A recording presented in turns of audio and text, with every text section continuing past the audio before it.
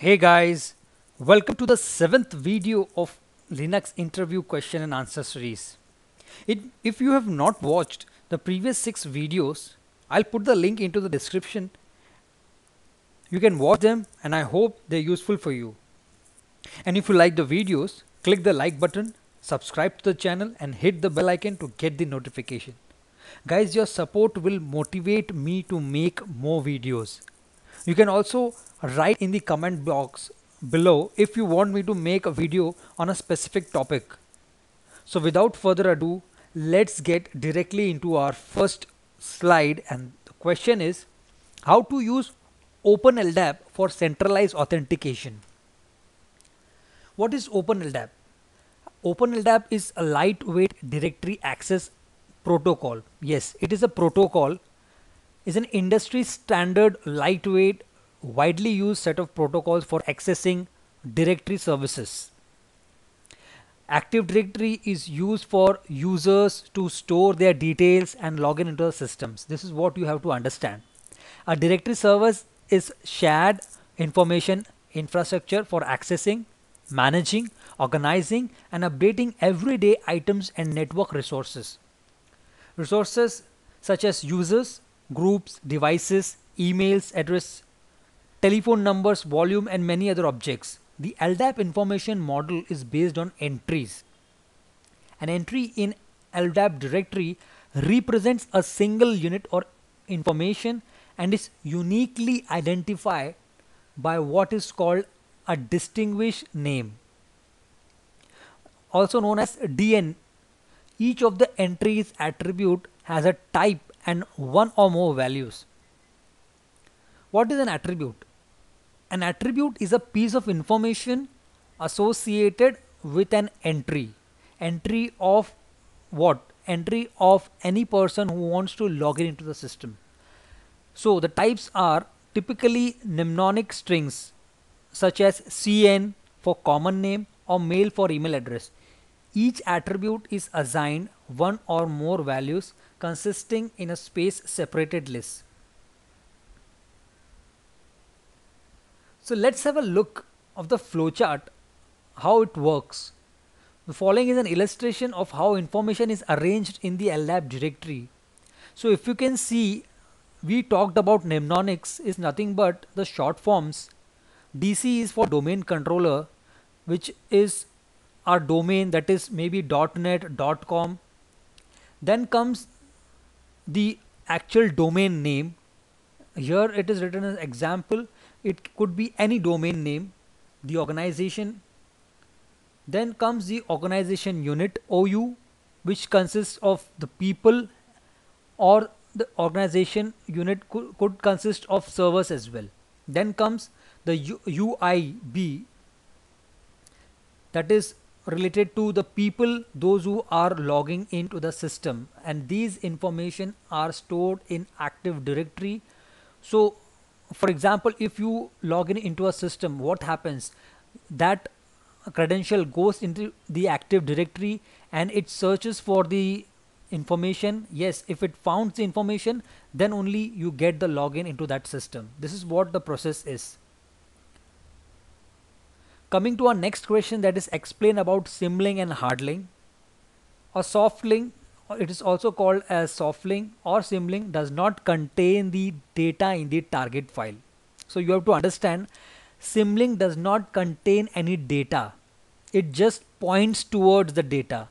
A soft link points to another entry somewhere in the file system. A soft link has the ability to link to the directories or to files on remote computers network through NFS. So deleting a target file for a symbolic link makes that link useless. That is but obvious that if you delete that symlink which is pointing towards the file and the file is only deleted, then that symlink is of no use. A hard link preserves the content of the file, but when it comes to hard link, it preserves the content of the file. A hard link cannot be created for directories. This is what you have to remember. Hard links can only be created for files, and also they cannot cross file system boundaries or span across partitions. Okay, they cannot span across the partitions. In a hard link, you can use any of the hard link names created to execute a program or script in the same manner as the original name given.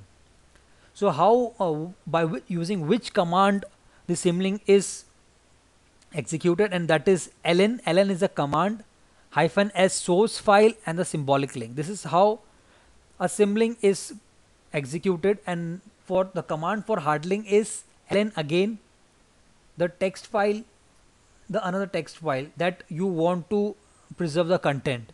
So this is how a hard link is executed, the command is written. Coming to our next question, that is explain about firewalls and IP tables. A packet filtering firewall reads incoming network packets and filters.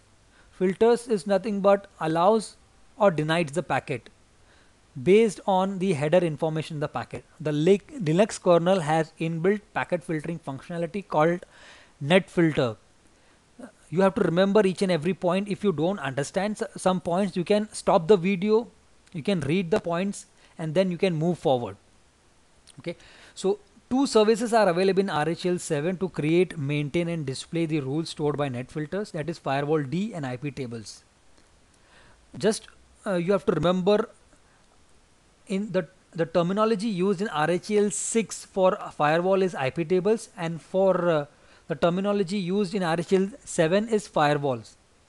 And firewall D is nothing but the daemon, the service that is used. In RHEL 7 the default firewall service is firewall D, and in the RHEL 6 the firewall is termed as IP tables. Firewall D is a dynamic firewall manager which supports firewall network zone. Firewall D supports service has support for IPv4, v6 and for Ethernet bridges. The firewall D service also provides a dbus interface. Services or applications already using dbus can add or request changes to firewall rules directly through the dbus interface. So to open a port, we will see an example. If you want to open a port, that is port 22 on RHEL 7, how the command is written. Firewall command add port 22, this is the protocol that is used, -- permanent. So this is how a command is used to allow port 22 on any Linux system. And similarly, if you want to allow the 22 port on RHEL 6, what is the command? IP tables -a input, then -i, this is -i is nothing but the interface name, P is nothing but the protocol, D port, that is the destination port, and -j accept. This is how the command is written in RHEL 6. Coming to the next question, that is how Samba works and its uses. Linux Samba server is one of the powerful servers that help you to share files and printers with Windows based and another operating system. So you might be wondering, if I am using a Linux operating system, how do I share files with Windows operating system? So this is your answer. Samba is used to do that thing. It's an open source implementation of the server message block common interface internet file system. These are the two protocols that are used, SMBA and CIFS protocols.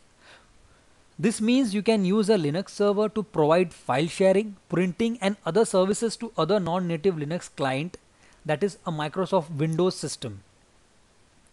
To understand Linux Samba Windows relationship, you need to understand the relationship of the operating system to their files, printers, users and networks. In Linux, the login password mechanism is radically different from Windows Active Directory model.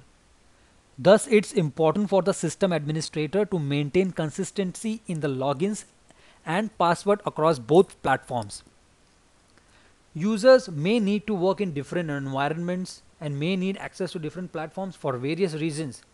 So, it is useful to make working in such environments as seamless as possible so that you don't have to worry about users needing to authenticate again. The Samba server is composed of several components and daemons. You have to remember that it is composed of several components. Daemons, this terminology is used again and again. Daemons are nothing but the processes that are running in background. The three main daemons are SMBD, NMBD and WinBindD. SMBD daemon handles the actual file sharing and printers. It is also responsible for user authentication and resource locking issues. This daemon uses port number 139 or port 445 to listen for requests coming to Samba server.